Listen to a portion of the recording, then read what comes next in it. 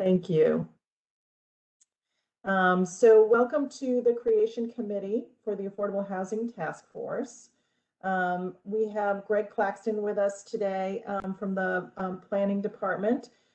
He has been leading the effort on putting together the data that help make the case for affordable housing. And that will help Metro to begin to measure its impact over time. Since he's here and his time is limited today, I would like to, with Hannah's approval, invite him to give an update on the data committee so he can get to his other competing responsibilities. Hannah, are you good with that?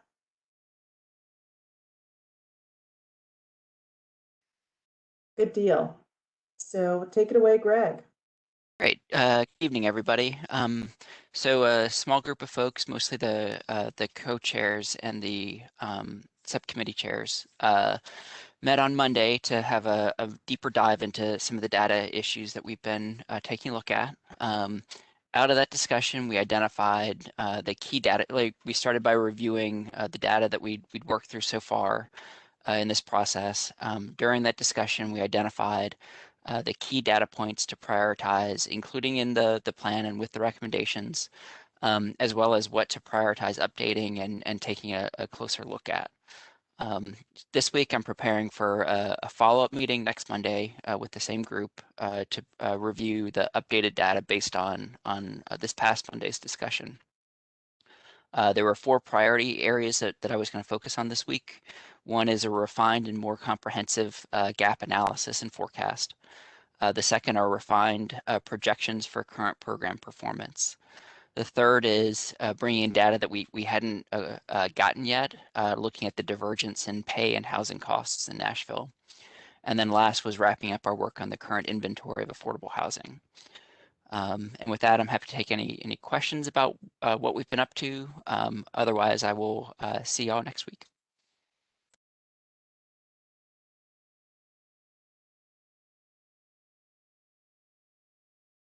So Hannah and Mick, you have to help me identify any questions from the subcommittee. And if there aren't any questions from the subcommittee, sorry? That looks good. Good deal. Good deal. So as we all know, our working goal closely matches Mayor Cooper's mission, really, about a Nashville that works for all. So our goal is around Nashville housing options are affordable, accessible, and available to all Nashvillians. So what we'll see next week are the indicators that help us to define what it means to have housing options available to all. So the indicators that are listed here will change to reflect what Greg will present to us. With that, I am going to turn this over to Hannah to kick us off.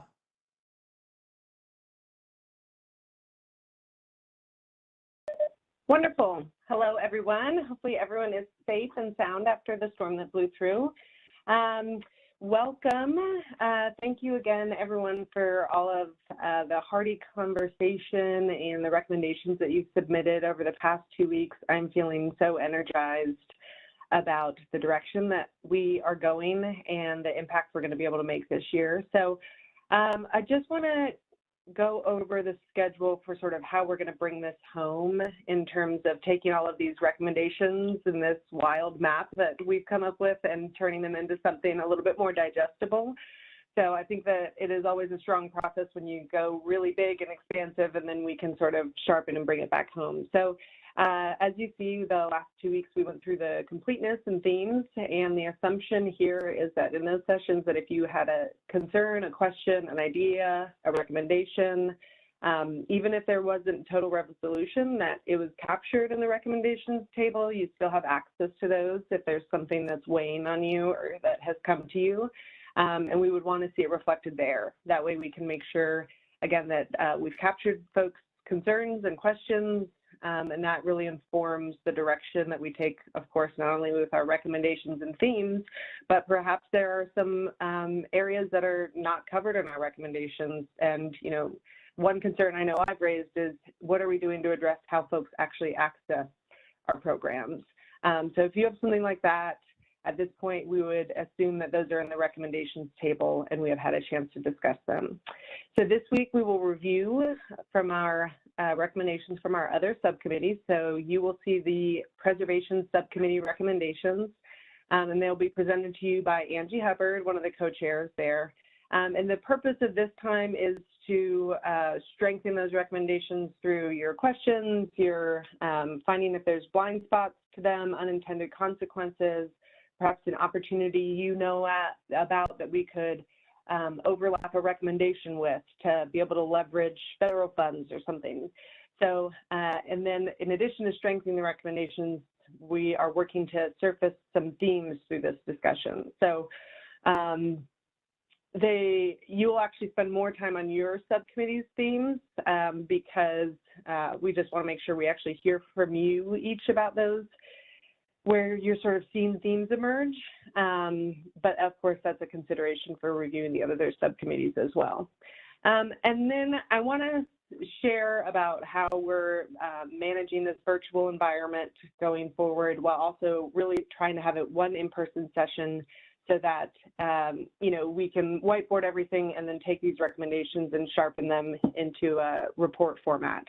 So on the 7th, April 7th from 9 to 1, we will have one in-person meeting, and the purpose there, like I said, is not to rewrite the work of the task force or make any sort of behind closed door decisions. This task force was chosen very intentionally to represent our city's brain trust, and so the purpose of the one-day event is to take all of your work and sort of bring it into a cohesive format.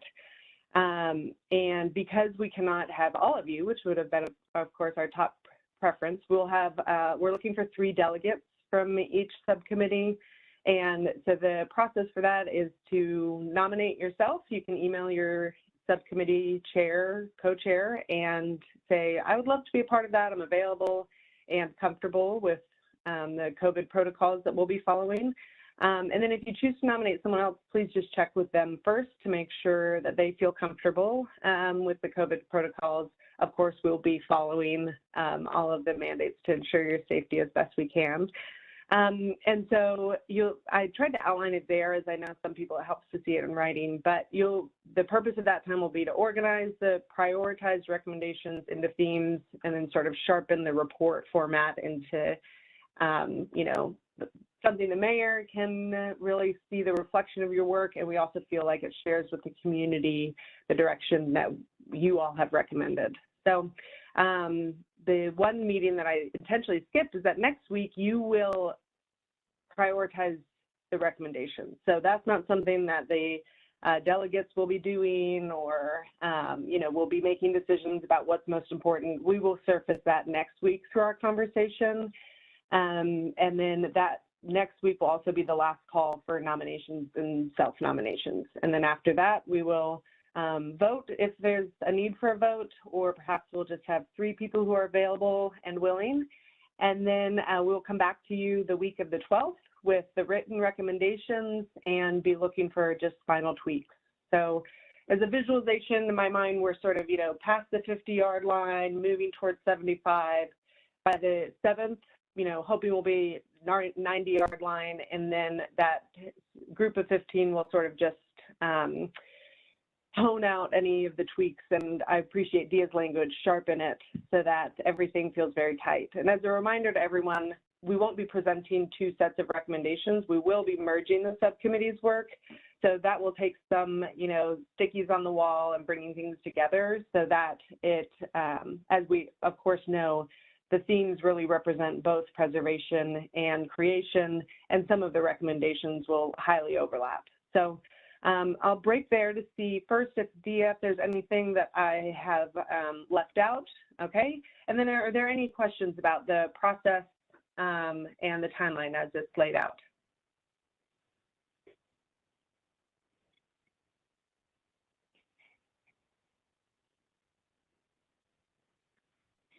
And just so everyone knows, this was Dia, of course, with her, she has great experience in this, brought this to the co-chairs, and then they had some input. So This is already representative of your co-chair's input and wanting to make sure that while we follow safe COVID protocols, try to really have as much representation from the group as we can.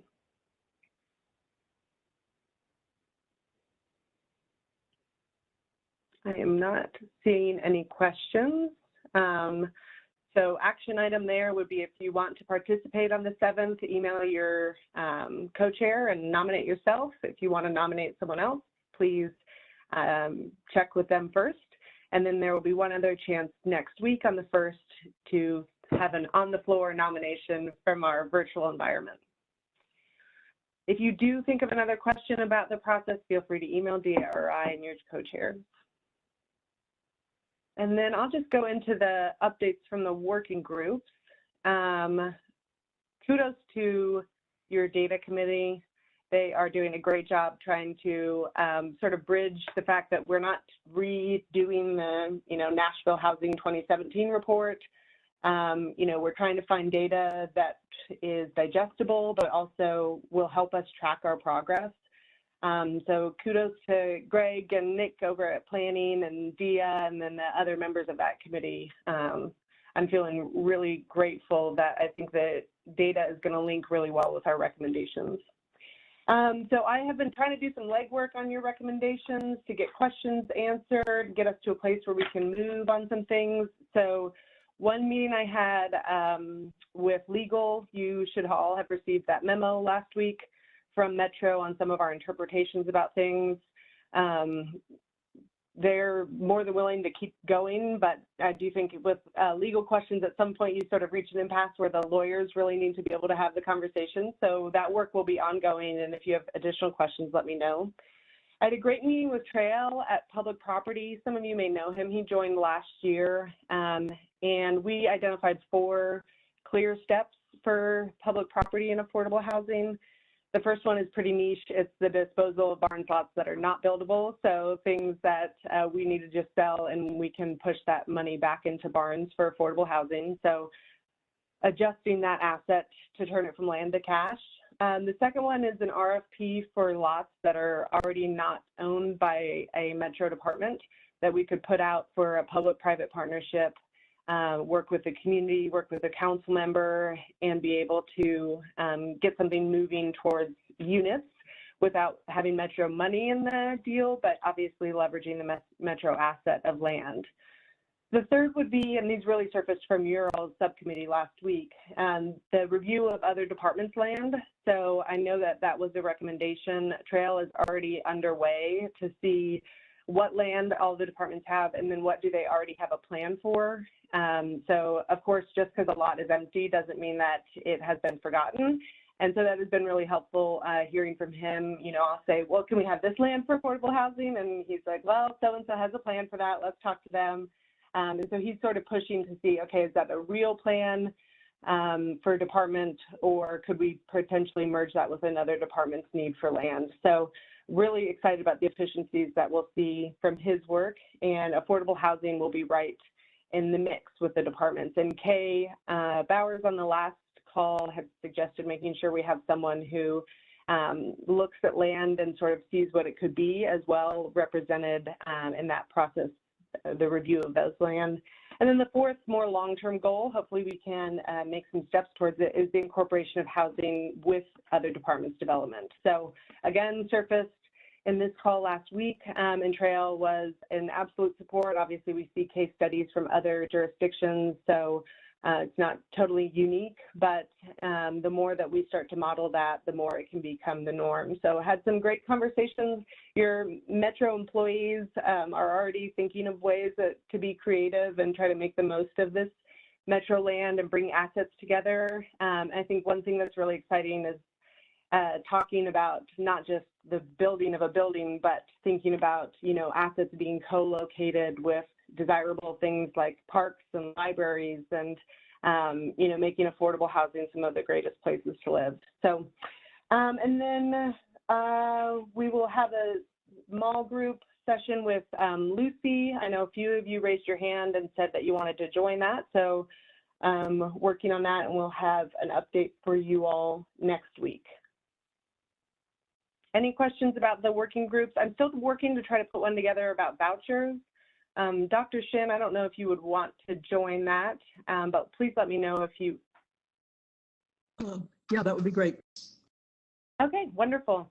And so that will be with Norman Deep to try to go through his data, and Saul Solomon as well to try to discuss, you know, how we could potentially adjust those vouchers, what would be a timeline for that, and how we anticipate the federal funds that are coming in impacting the availability of different voucher programs. That's it for me on the working groups. Again, let me know if there's something that you want me to run down from the Metro side, find some more information out, or if you would like to join the voucher or the planning meeting. All right. Seeing no questions, back to you, Dia. Okay, great. Thanks, Hannah. So this part of the agenda moves into the facilitated discussion about ensuring that the creation committee has some emerging themes around their recommendations. You know, on the agenda, you know, we were really looking at developing themes in response to the question of how can Metro Nashville ensure that housing options are affordable, accessible, and available to all Nashvillians. So for those of you who've spent perhaps way too many hours in strategic planning, you know that themes really develop into strategic directions. These are the buckets in which recommendations are categorized. The Strategic Housing Blueprint from Austin, they've selected 5 different themes, and I'm going to share those with you right now. Here are their examples, which is prevent households from being priced out of Austin, foster equitable, integrated, and diverse communities, invest housing for those most in need, create new and affordable housing choices throughout Austin, help Austinites reduce household costs. Now, for those of you that have had a chance to go through the Austin Blueprint, what we can see is that they took these 5 themes and they paired their recommendations to these themes. They created comprehensive lists of their recommendations under these themes. They placed an asterisk at the top recommendations that are the highest impact for them in their marketplace. And we will be using that as a model for generating the report. Today's first activity for the creation subcommittee is to develop some themes. So what I'd like to do is to invite Kelsey to open up Miro, if she'd like to work with Miro, to begin that discussion around themes. Kelsey, does that work for you? Sure, I have that open. I think I just need the presenter. Excellent. So Kenya, would you pass the ball to Kelsey? And I'll stop sharing my screen. Yes, 1 second.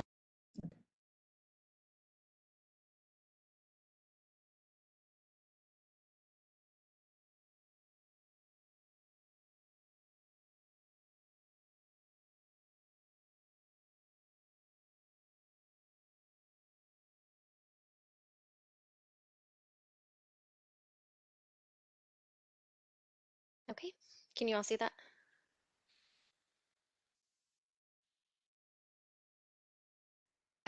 So do you want to, how would you like to proceed? Okay, so themes help us explain how we're going to meet the goal of Nashville housing options are affordable, accessible, and available to all Nashvillians. So themes will pull together recommendations across functional areas. So it's how you pair certain recommendations from funding, taxes, policy, capacity, zoning, land into a general area that helps us realize how to make housing available to all Nashvillians. So one theme that I have heard across both subcommittees, is really, interest in focusing on, in prioritizing the population at or below 50% of AMI. Now that theme can be recognized in a number of different ways.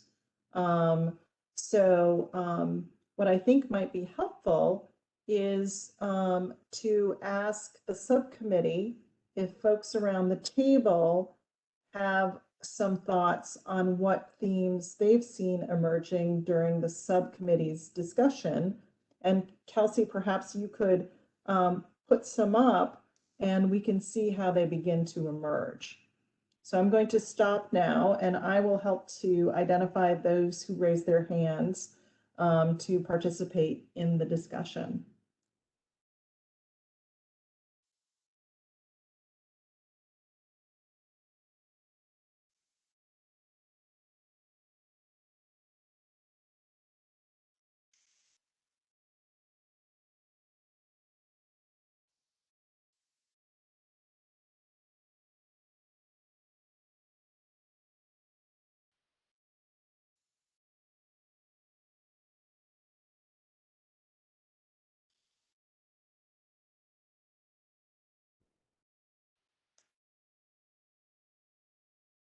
So I'm looking across the names of members of the subcommittee and no hands are raised right now.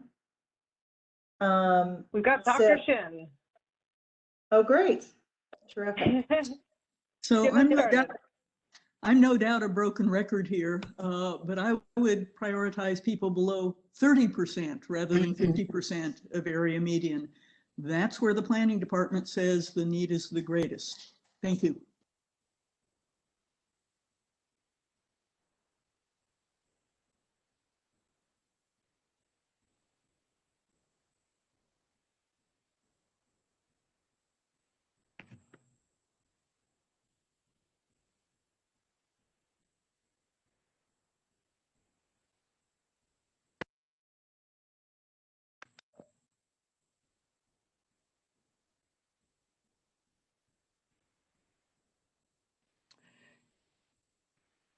Dia, Mm-hmm.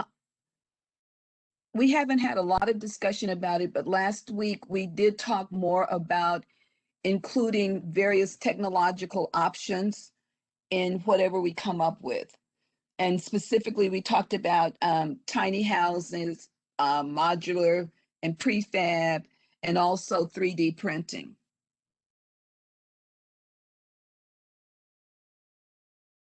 So Hannah, do you want to put together a sort of, how would you summarize that, Hannah? Yeah, I've been thinking about that in terms of infrastructure as well, Dr. Coleman, sort of how do we build our systems for the future instead of just trying to, stay up with whatever we're currently doing. So we could wordsmith it later, but Dr. Coleman, do you think that kind of language sort of encompasses, making sure that we are ready for the future and that our systems facilitate innovative uses of technology? I would argue that the future is now, and that we don't ignore those possibilities.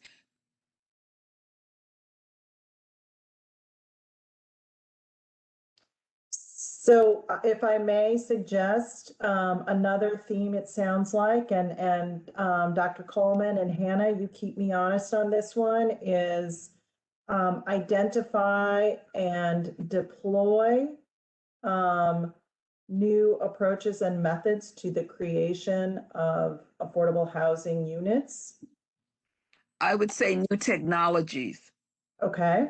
So identify and deploy new technologies to support the creation of affordable housing units. I think that's a good summary. Okay.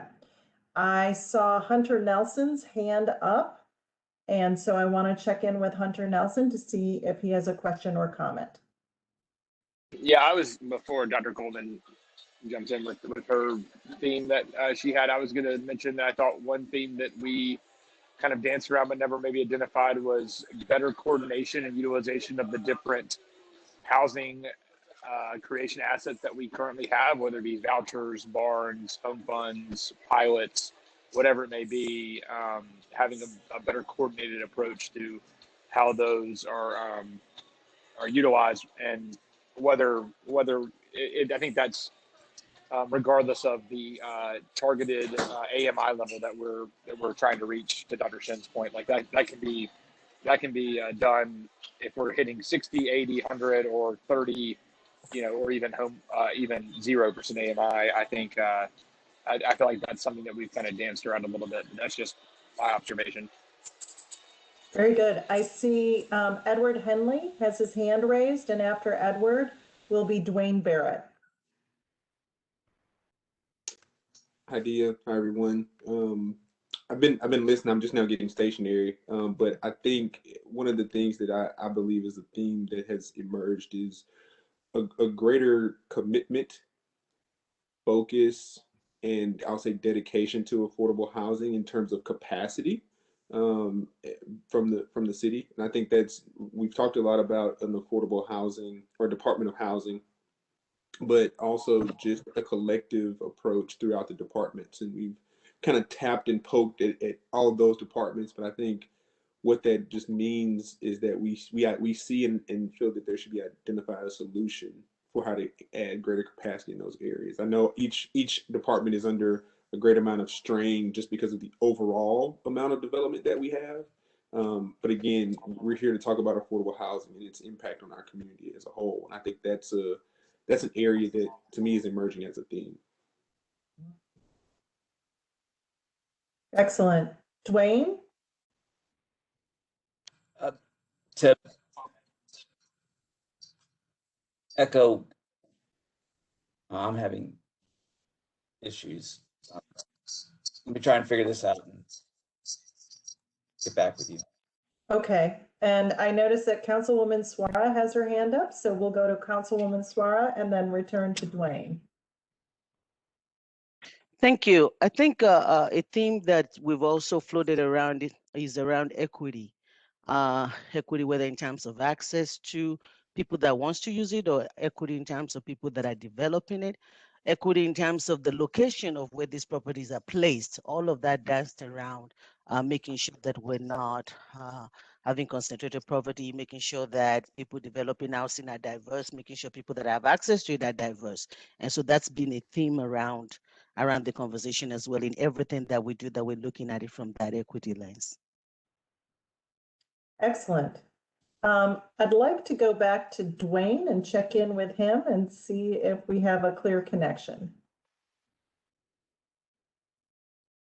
I'm actually not sure that we did.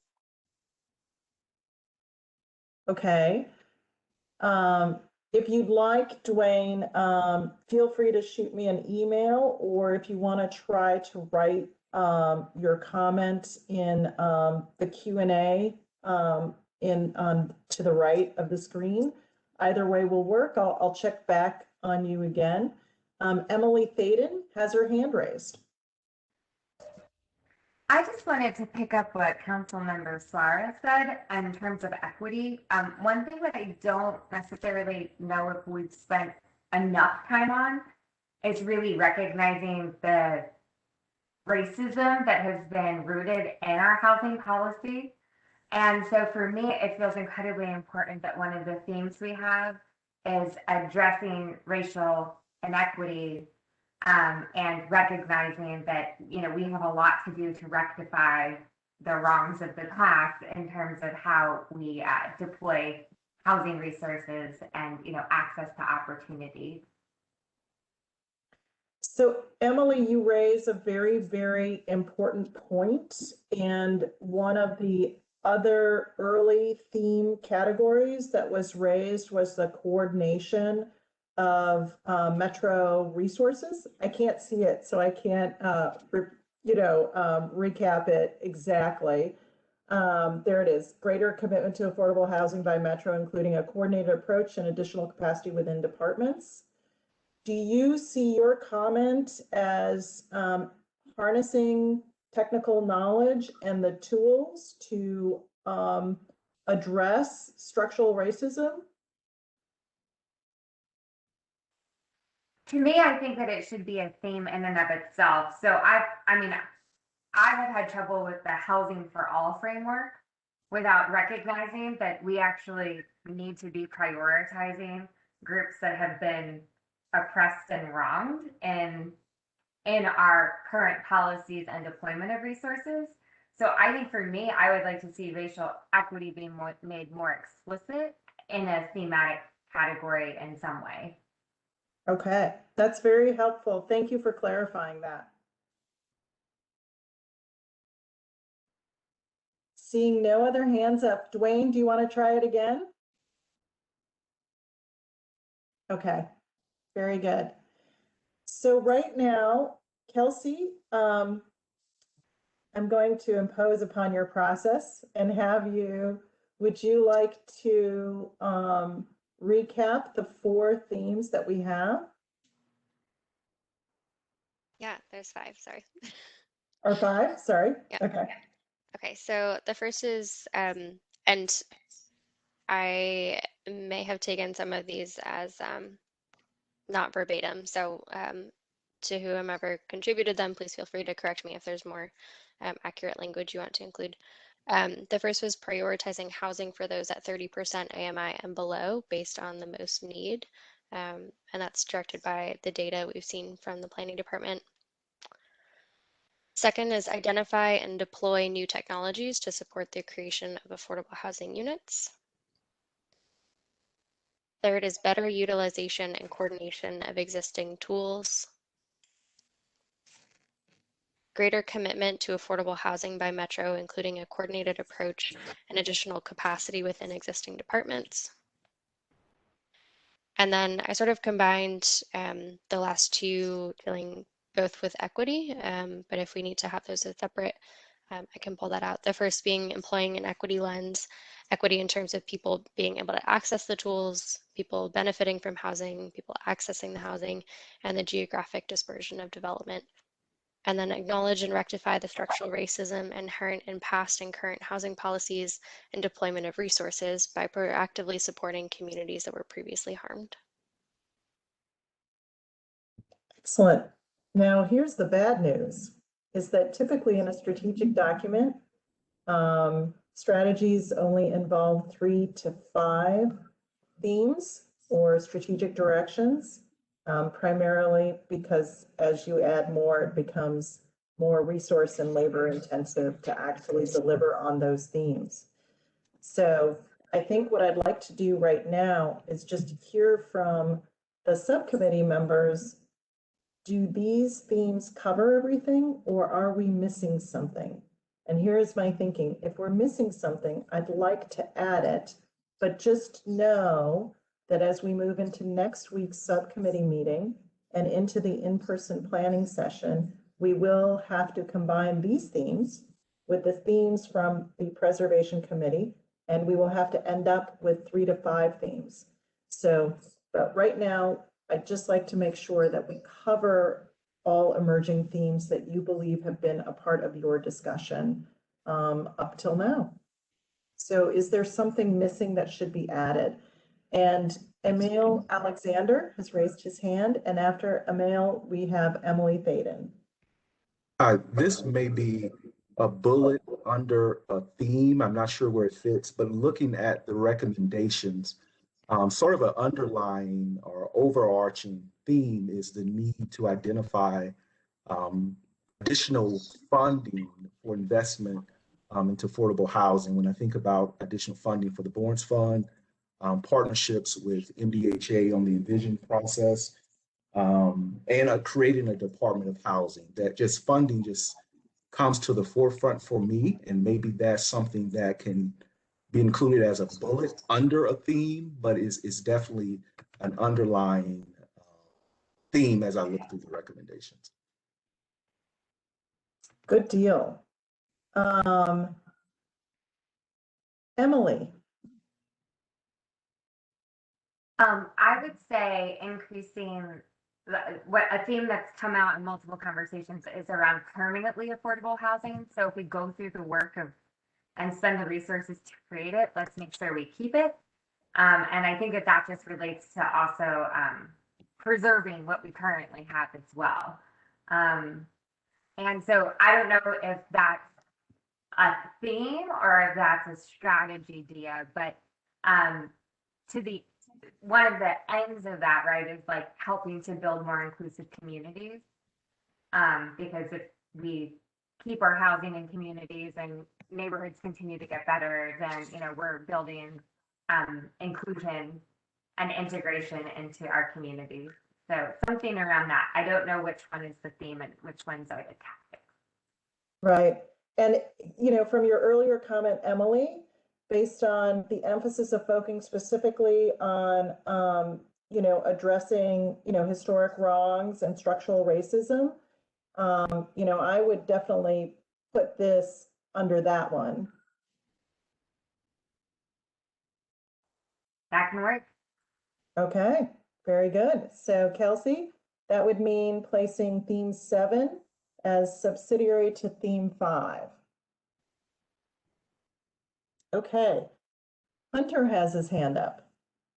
I noticed that Gina wasn't here, so I imagined that Gina would make a comment around zoning and just the use of it to help maybe lower housing costs. I know Emily at one point, maybe it was last meeting or 2 meetings ago, discussed the, maybe getting rid of single family zoning altogether. And that's probably a sub theme that's either under Emily's point regarding structural racism that has been historic, or it's under maybe Dr. Coleman's point regarding technology, because she mentions tiny houses and things like that, and that would have to be something addressed with current zoning. So I don't know if that goes in there or not, but I know Gina, not here, would be remiss if somebody didn't bring up zoning as a theme. So I figured I would do that for her. So happy to know that you're carrying her. She let me know that her power went out because she was right in the heart of the storm. But I will let her know that her voice is here via Hunter, even when she's physically absent. Well, and I will say it's not Gina. I knew that if Dr. Shin couldn't make it, somebody needed to make a comment about 30% AMI units, so I was going to do it for either one, just like I hope somebody would do it for me if I wasn't here. Yeah. This is awesome. Thank you. So I added zoning. I expanded on this better utilization and coordination of existing tools, including zoning, tax incentives, etc. Does that feel sufficient, knowing that the recommendations, I would copy the whole zoning bucket? Yeah, absolutely.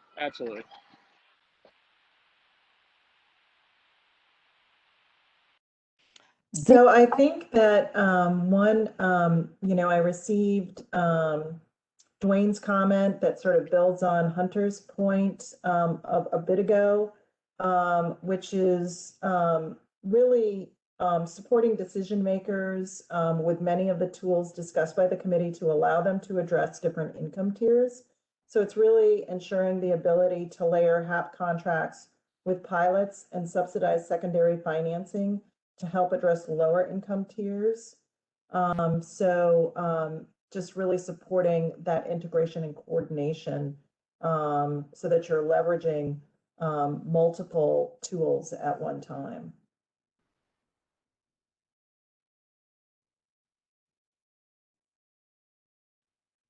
And that comes with the coordination of existing capacities, right? So it's not about discrete authority in different agencies. It's really about the coordination of existing capacities.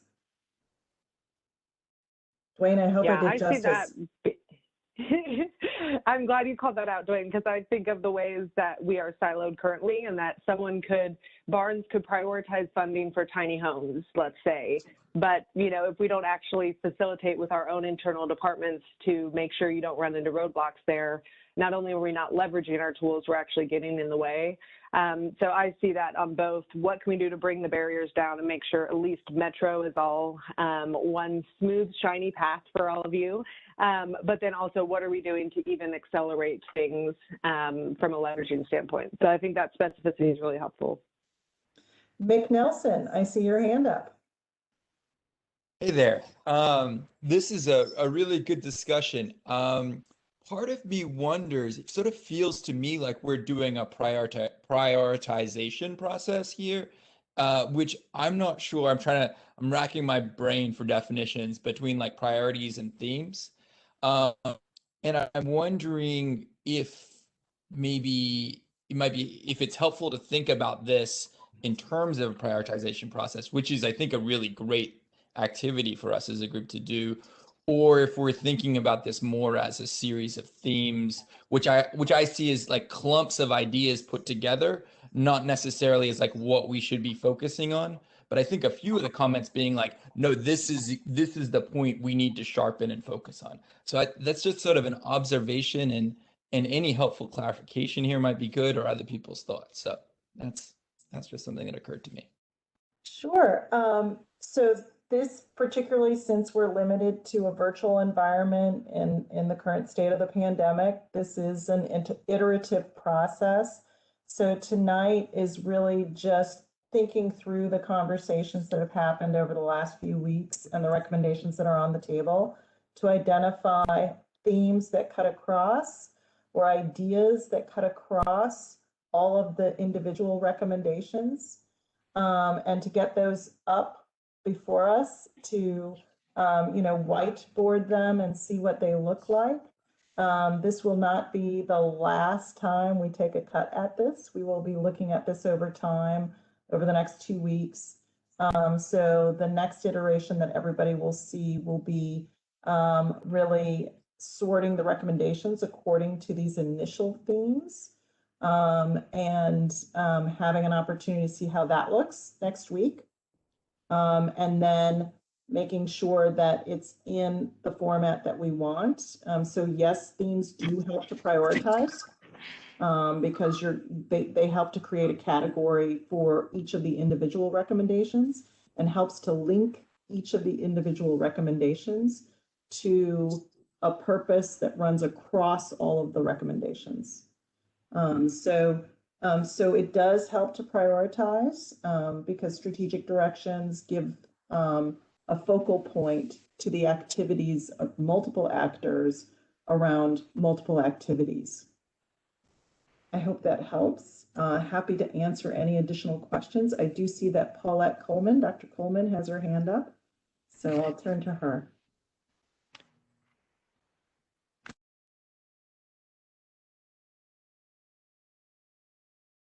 Dr. Coleman, did you want to share a comment or a question? Yes, this isn't a theme, but I think one of the strengths of this process is having the various metro departments represented. And I know not all of them, that's why we are having the smaller groups with the meetings. And I think one of the themes, though, is around better coordination.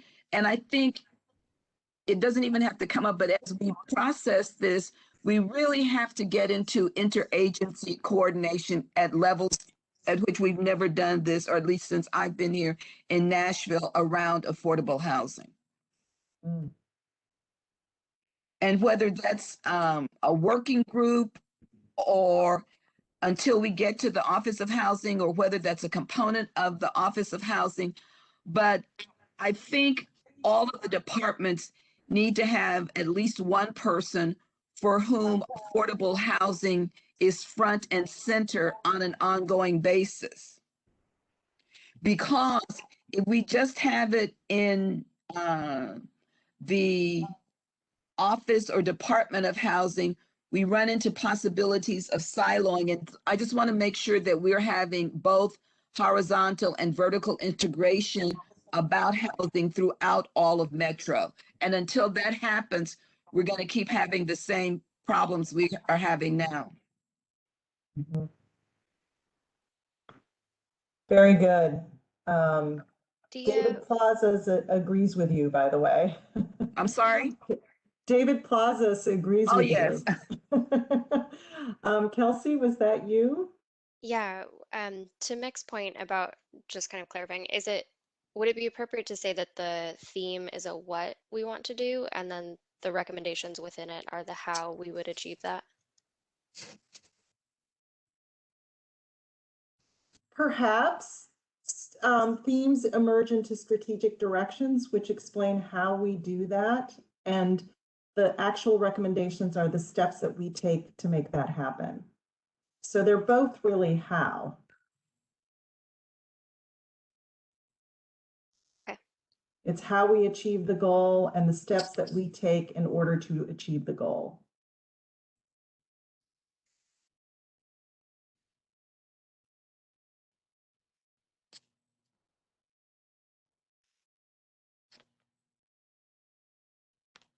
Okay, so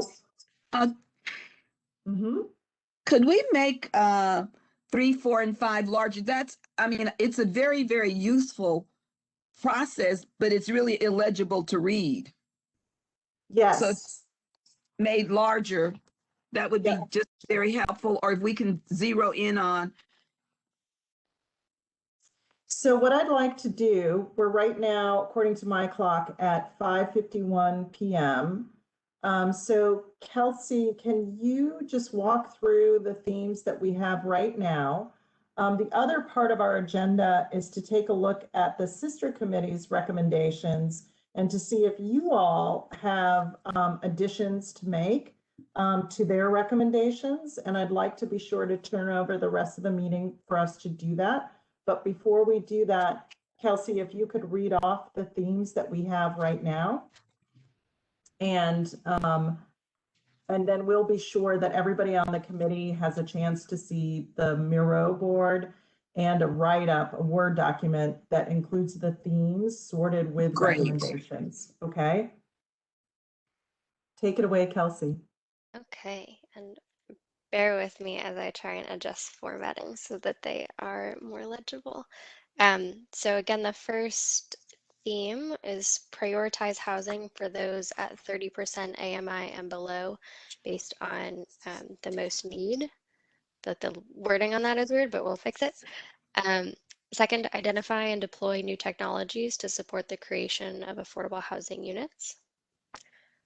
Theme 3 is better utilization and coordination of existing capacities and tools, including zoning, tax incentives, financing tools, and other programs, especially to allow for leveraging multiple tools. Theme 4, greater commitment to affordable housing by Metro, including a coordinated approach and additional capacity within existing departments. And I do have the note about the interdepartmental coordination. Theme 5, employ an equity lens in terms of people accessing tools, benefiting from housing, accessing housing, and geographic dispersion of development. Acknowledge and rectify the structural racism inherent in past and current housing policies and deployment of resources by proactively supporting communities that were previously harmed. And then finally, need to identify additional sources of funding and investment to support the Barnes Fund and Vision process, etc. Excellent. So on that note, we'll have more time next week to talk about this. And on that note, Kenya, would you pass the ball over to Angela Hubbard? And Angie's going to walk us through the Preservation Subcommittee's recommendations.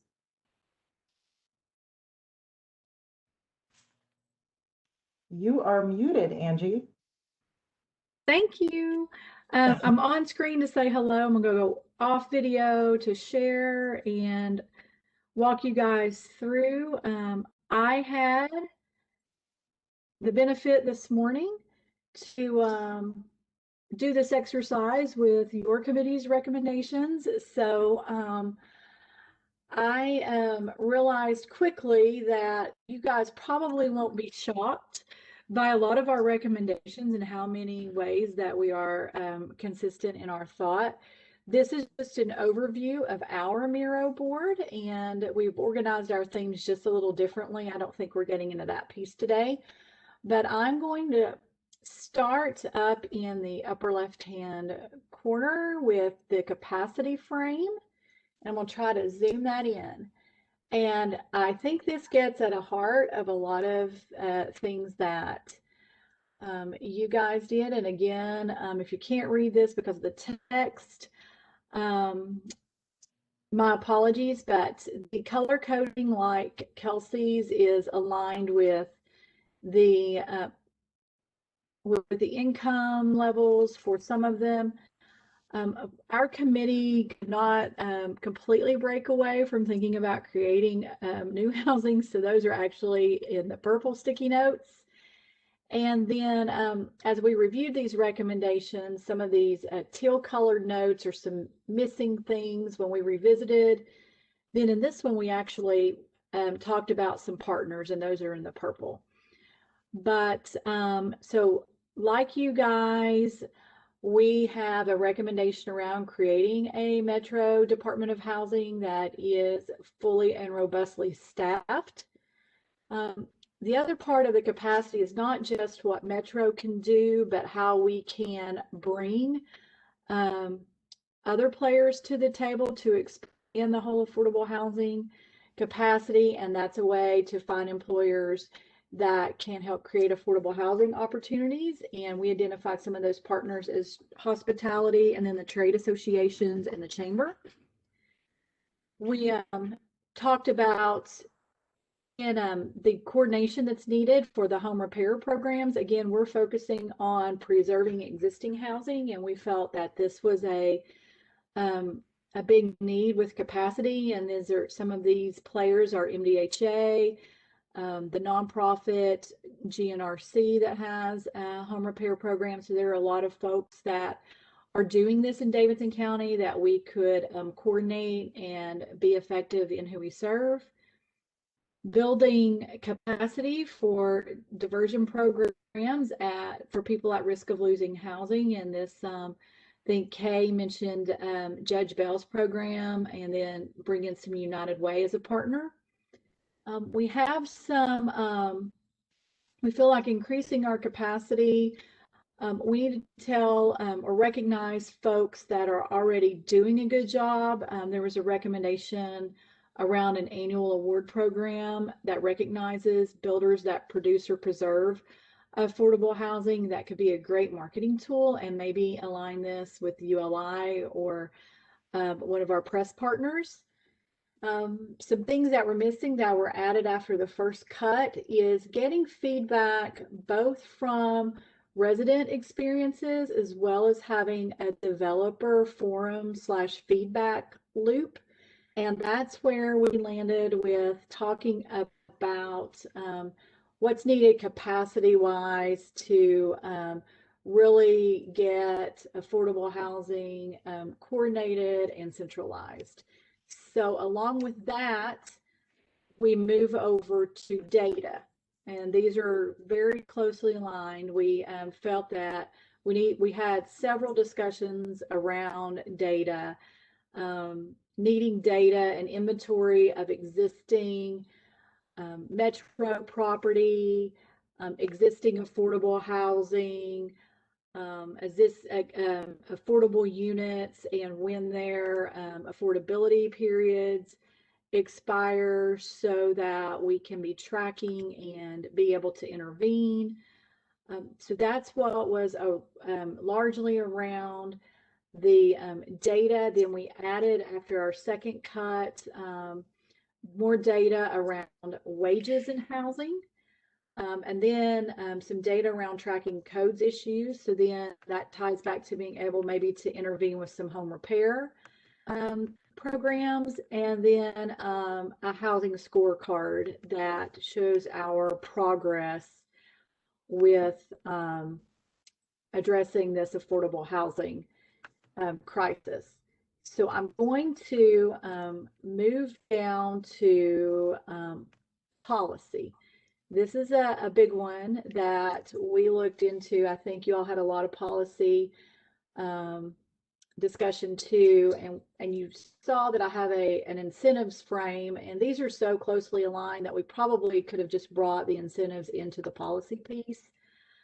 But we're going to start with recommendations, and these are coded more for creation because they're not existing affordable housing units, but they are existing facilities. And this is around the adaptive reuse of permanently closed schools that aren't being utilized. Then there was an add-on of shopping centers and office space, and then another one of converting hotels that are currently being used as supportive housing as part of one of the homeless assistance programs to more of a longer term use. And so that's what we have around adaptive reuse. Over with zoning, and you still see this purple. We can't get away from some creation. I think Kelsey really reflected. She picked up these also, but they're on our screen. We talked about some zoning changes that allow for missing middle housing designation, requiring permanently affordable housing in the River North and East Bank, where the city is already planning to make an investment. Some new ones around just giving homeowners more flexibility to add new housing on the same lot or to create the ADUs. So that's around zoning and land use. We had a recommendation around Section 8 vouchers, and I heard a lot of discussion with you guys around that. And again, that's to collaborate and partner with MDHA to designate those some vouchers for persons at or below 30% of the AMI. I'm going to get back to the fiscal policy in just a minute. Over toward advocacy, there was lots of discussion around whether the city should lead a coalition to address a lot of the decision making that happens at the state level, as well as engaging public, a public relations campaign to help promote affordable housing and combat NIMBYism. And further discussion with folks is that with this messaging, one, as we look at state level conversations, we really need to have we need to get allies across the state and really be led by some of our affordable housing partners that this is their mission at the state level. And we identified who some of those groups were. And then of course, just making sure that we have the affordable housing messaging correct.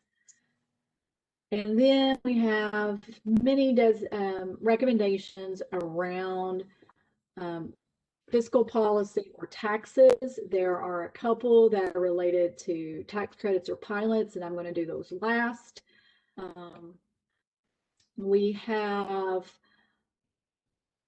recommendation on creating a policy or process to clear the title issues on back tax properties. A policy recommendation on establishing a first right of refusal that requires owners of affordable units to notify Metro or nonprofits before selling that property and giving either Metro or the nonprofits that right to purchase first. And then some of these, I think we've have further clarification from Metro Legal maybe on all of these, but or not all of these, but some. There was a recommendation that to freeze the property taxes of homeowners in gentrified neighborhoods. And there is an existing program, and I think this is just I don't know if it's looking at it in a different lens. One was finding a way for codes or the planning department to address the fees that are applied to affordable housing. And then we have one on redirecting the real estate transfer tax back to affordable housing rather than other uses. And so then we get into one on addressing how the state approaches the taxation of LIHTC properties. And that takes us up to, as I'm talking about incentives, we've looked at, there's a couple of recommendations around pilots. Again, this could be also treated as a policy recommendation, increase the pilots for LIHTC properties to more mirror the compliance period and then what the existing term is, to use pilots for mixed income rehab or for rehab of multifamily that has a set aside of units for persons at 80% or below. We had a recommendation to reduce the tax rate for privately owned Section 8 rental housing to encourage more landlords to participate, and establish a property tax program similar to what the Housing Fund is doing with the support from Amazon. Then we move down, and I know I'm moving through this super quickly, into what we called housing investments. We chose this. We initially had funding, and we chose the term housing investment because that is exactly what it is. And when you make an investment, you do get a return. And we wanted to make sure that that was what we communicated, because we are getting a return out of this funding that we're requesting. Like you guys, we have recommendations around permanent funding sources for the Barnes Fund, as well as, well, we have a couple of different ones around where that could come from or what that could be, which is one recommendation to be at least 30 million in each of the next 3 years. We have a recommendation to fund home owner repair programs or invest in the capacity of MDHA's programs. We have a recommendation to establish a low-cost interest rate fund for Section 8 landlords to help them update and maintain their units to participate in the program. And this would serve as an incentive to attract additional landlords. We have Angie, can I pause you right there? Sure. Really quickly, Hannah here. MDHA, ML actually shared information about a program that they have that already has money in the budget for that. So I will be forwarding you all that information just so you can see how the program is currently structured. But I wanted to let you know that's what that is in relation to. Thanks, Angie. Right, thank you. We have a recommendation around Metro embracing and investing in the Envision process, MDHA's Envision initiatives, that is preserving existing affordable housing units in a way that also deconcentrates poverty. And so that's, and I think I heard a similar recommendation out of your committee. Then we have recommendations around creating a strike fund. And what this is intended to mean is when we are faced with the potential loss of, especially a lot of affordable housing units at one time, for example, a tax credit property or a project-based rental assistance property that's expiring, and we want to be positioned to be able to step in with the source of funds to be able to take over that or purchase that property and keep it affordable. So for that, there's a recommendation to issue $50 million in general obligation bonds to capitalize this strike fund, or to create a revolving loan fund with a below market interest rate to acquire and preserve affordable housing units that are at risk of reverting to market. Similarly, this one is to create a fund or access to a fund that enables the city or nonprofits or housing partners to easily tap into the cash needed to purchase expiring property. Or to alternatively for the city to create incentives for current owners to keep units affordable. And then Then there was another recommendation to create a policy around dedicating resources to protect unsubsidized naturally occurring affordable housing. And that means that's housing that already does not have a deed restriction on it to make it affordable. So that is where we landed through our first cut. Also, when we reviewed this again, some of the things that we found were missing was a bigger discussion around accountability that's tied back to that capacity conversation. We didn't feel like there was many or enough recommendations around housing access, really getting to what Metro can do in 3 years. What was missing was a focus on homeownership. Did we have that anywhere? There wasn't a clear recommendation on the focus of fair housing or equity. Also, we wanted to make sure that we considered energy efficient upgrades and weatherization measures when we're talking about home repair needs, especially to help homeowners and tenants address rising utility costs.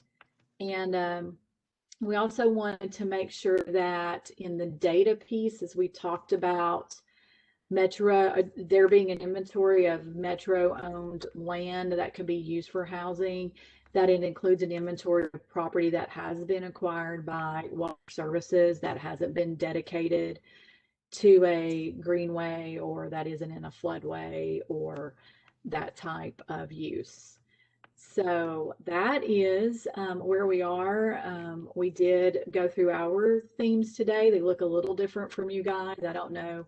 I don't think this is where I'm supposed to get into that, but Angie, if you'd like to share the themes very quickly, I think that would be sure. great because folks will see it on the documents that go out next week anyway. Great. And we lumped in, and actually this was me as I was thinking through, and we reviewed these today, a theme around housing administration and data management. And I feel that that's closely reflected in the themes that one of the things that you all developed today. The big emerging thing for us was around preventing housing loss. And I had subdivided this into retain existing physical units or preserve the place. And then another one to preserve the people in the place, help people at risk of losing housing. Further discussion today during our meeting is, even before we get into each of these, retain existing units or preserving the people, keeping them from being displaced, we need to also subdivide into rental and homeownership, because there are different ways to address this. A lot of our discussion, we had a lot around just long-term affordability, but we, as we've talked today, this seems to be more of a tool for preventing housing loss than an actual theme. And so that will really move under to the preventing housing loss piece. And then the big piece that we want to make sure is included is how can we reflect the different needs for the different communities in Nashville, as well as the different populations and, or people. And so that was really two emerging themes we had, the housing administration and data management and the preventing housing loss, then the further subdivision underneath that. So that's where we landed this afternoon. Great. I think this is a perfect moment for members of this subcommittee to identify any missing items or gaps that they feel exist in these recommendations or have questions.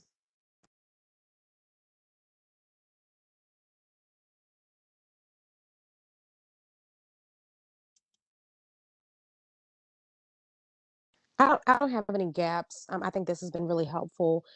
What I will say is I want to double click in on racial equity and the systemic and structural racism piece. I think it's a theme, absolutely. I also believe it should be in consideration to be a theme that is discussed more broadly and thoroughly throughout our report, just so we acknowledge it, not just as a line item or a theme, but also as something that we're explicitly mindful of as we move forward. So I want to just bring that forward in the conversation.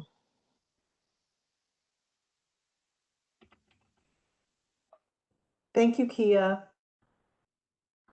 There'll be lots of follow-up on that item, so we'll be in touch on that one too. So one question. Councilwoman, oh, I'm sorry. Go right ahead, Dr. Shin. Sorry. One question for you has to do with short-term rentals and whether you considered at all the relationship of short-term rentals with the preservation of existing housing stock for longer-term use. Dr. Shin, that was not a conversation that came up around short-term rentals and that impact. So I'm going to put that on our list to for our committee to look at.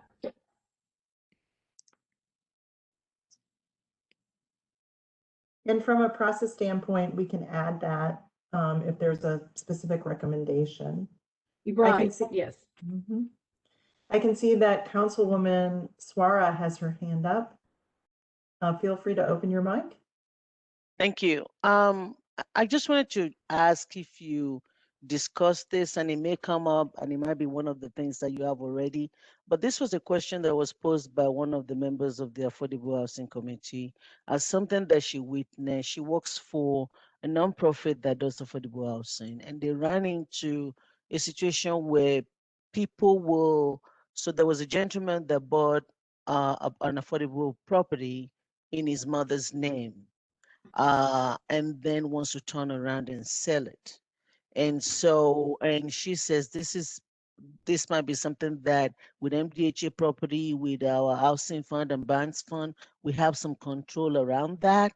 But with other developers of affordable housing, there may not be a mechanism to catch that, and we may be losing housing that are meant to be affordable to people selling it in fraudulent way.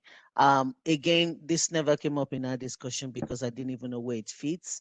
But I wanted to know if that was shared in your committee, and if you guys, in terms of looking at policies and ways to preserve and making sure that we're not losing them as we're getting them, if that ever came up at all in your discussion.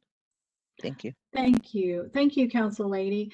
That gets to a couple of things that are reflected here. One is getting first, well, not getting first, but getting an inventory of where we have existing affordable housing units.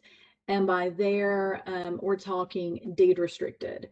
And so when they're deed restricted, they usually have a federal or local or a state subsidy in it somehow or another, whether it has some community development block grant or home, there's various different programs out there that when you use those funds, whether to build it or rehab it, they are required to be affordable for a certain period of time. So one is an inventory to figure out where those are and when those affordability restrictions might expire. And it can be either a single family home or a big multifamily rental apartment.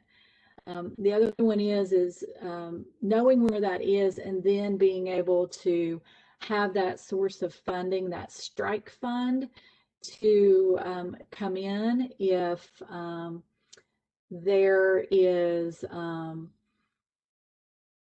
a potential loss coming up that we are expecting that it's not going to be maintaining its affordability when that restriction expires. What funding could be there to enable Metro or a nonprofit to step in and take it? outside of required deed restricted properties, we did not have conversations around how to require other properties to maintain long-term affordability. I think that's that wasn't a discussion. I don't think that I don't recall us getting into that piece, but we did talk about that long-term affordability need, however, in preventing that housing loss. Thank you. Thank you, Angie. Are there other identified gaps or questions that committee members have? Dia, I wanted to add in something as well. I don't think it's a theme. I think it lives under a few other areas, including equity or racial equity, but some version of community engagement, requirement, request, or something.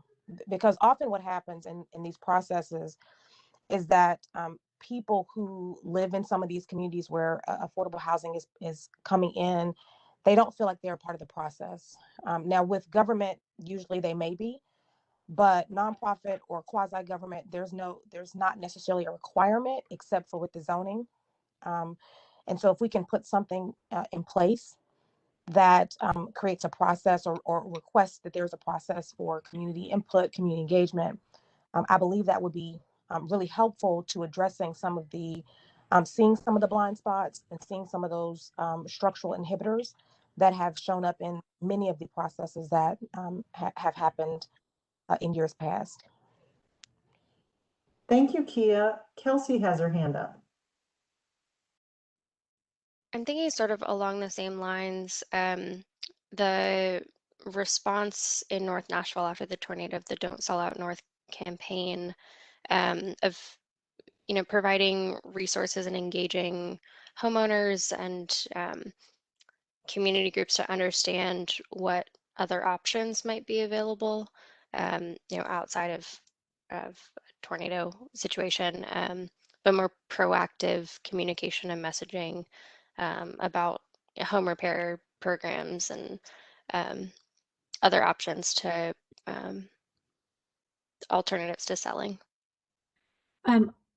That is such a great point, Kelsey, and I'm wondering if in this, because we need, under preventing housing loss, also a response to natural disasters or economic disasters. And why I say this is what we have now and the traditional tools we have are what we've experienced for the decade plus I've been working in this. However, it significantly changes the game when we have a natural disaster and or now an economic disaster caused by a pandemic. Do we feel like we need, in preserving housing loss, a theme around just, a response to when a disaster happens, or do you think that should be just a just a sub piece of this preserving housing loss? I would maybe frame it as building resiliency within communities. I think that speaks to both the natural disasters and economic pressures. And I don't know if that was ever part of the Metro Resilience Plan that was, I don't know where that ever landed, but that might just be a helpful way to frame that. Angie, it might also be helpful to have a recommendation around disaster response for housing preservation. Because if I heard you correctly, it sounds like of the tools in the toolkit right now, nothing is geared to immediate response in the wake of a tornado, an economic downturn, et cetera, about really having a disaster plan. And so I'm not, I defer to all the experts around the table about what that would be called, but that to me sounds like a very specific recommendation. Right, and usually when a disaster happens, there are new and different resources that flow in, and being ready to deploy those quickly um, is something the better we have a plan and ready to go, the quicker we can get things out the door. Absolutely, and that kind of plan can also include community engagement and communication. And have an equity lens, right? Absolutely.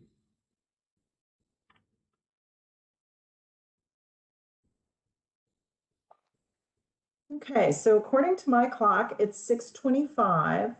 We have a couple of more minutes for any remaining comments or observations that committee members would like to share. And,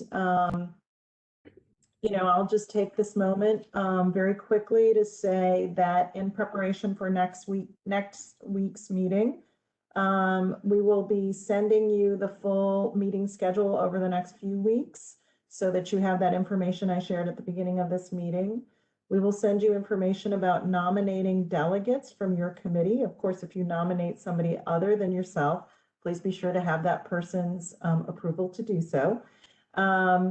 We will be sharing Word docs that include these emerging themes and then the recommendations sorted underneath these themes, so you can take a look at them and we can use them to respond to in our next week's meetings. If there are still additional recommendations you want to add, this will be like the last window to ensure that we get your recommendations for your sister subcommittee's recommendations. So we'll add a form there. And so that's what will be coming your way. And I see that Hunter Nelson has his hand up. There's two things I wanted to mention. One, I think part of the struggle that probably Angie and the preservation committee had is that everything with preservation is going to require a lot of money. I think in several instances, Angie, you said 30 million for 3 years. I wasn't sure if that was 30 million a year for 3 years or 30 million total for 3 years. That's a lot of money. And then a $50 million, I think you said strike fund and maybe another other fund. That just sounds really expensive, and just want to place that within the realm of we struggle to get 5 million and now 10 million a year. So I think that's kind of the struggle of that. And then lastly, I'll bring it up again because I might still be in the minority, but I still struggle with the Department of Housing and how that resources would be, that cash would be better deployed for, hiring additional staff and things like that.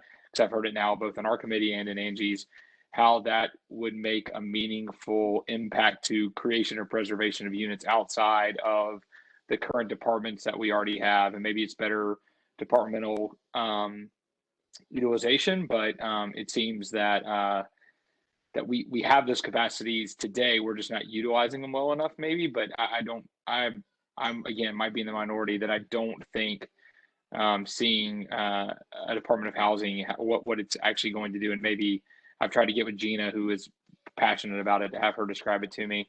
And then lastly, the other thing I was going to say about our own recommendations is I agree with Dr. Shin's 30%, focusing on 30% AMI. I think that's like the biggest gap of underserved. But I think if a recommendation is solely focused on people 30% AMI, we're leaving out a wide gap of people who also need housing, that just because you're at 35, 40%, you maybe won't be eligible for, you're not a target audience for us because we've decided to go down to the 30 when there's not, materially those people would have the need is just as great there. So I just wanted to, I guess, thinking about it, wanted to say that my piece about that as well. So sorry for taking up so much time, Dia, with those 3 comments. All comments are welcome. I think those were some very substantive comments, and I would defer to Edward and Mick and Kelsey and Kia if any of you would like to respond, and certainly Hannah to Hunter's comments. This is Ed. Hunter, I know we're running short on time here. I think it might have been a call where you dropped off due to connectivity issues. I had made a comment or statement about that, but also happy to talk with you offline about the Department of Housing. I've also had some anecdotal conversations with Gina about it as well. So I would definitely won't intend to speak for her, but happy to touch base with you about it. I think it's a great topic of conversation. As Dia said, all comments are welcome, but I think that is one that if we're recommending it, we should also have a really good articulation of what we believe, or at least what the goals of it are and what the strategy around it should be. So I think right now, just the recommendation might be an incomplete one. And that's what I hear when you're speaking. So I think that's a great point. From a strategy process development standpoint, I will say that what will be important is to push for a definition of capacities that this department would have. If this department is, for example, the owner of the housing strategy for Nashville, Davidson, that is going to be an important distinction so that whoever makes the decision about the creation of a department really understands what capacities are needed. So on that note, it's 6:31. I'd like to turn the mic back over to Hannah and wish you all a good evening. Thanks so much, everyone. And Hunter, I appreciate you bringing up that point. We did set up from the beginning that we want a housing for all. So I think I'm interested in how we could frame potentially Dr. Shin's comment sort of as an idea of, if we ease housing barrier, sort of instead of a top-down, trickle-down approach, we sort of a bottom-up approach. If we plow some of our more flexible resources into 0 to 30, and then, of course, align our tools at the various income levels, back to the conversation about making sure that we're strategic with the way our tools align, that then, we can ease some of the housing burden all the way up. But I agree. I think we certainly don't want to say to anyone out there struggling, your struggle isn't as valid because it's not as bad as someone else's. So, and I know that's not what you're saying, Dr. Shin. So I'm really sensitive to that and glad you brought that up. And thank you so much, everyone. As Dia said, we'll follow up with some documents, and next week we will be priority the ranking, if you will. So we'll hone in on these themes so we can organize and bring some cohesion to all this great work. Thank you, everybody. Enjoy the rest of your evening.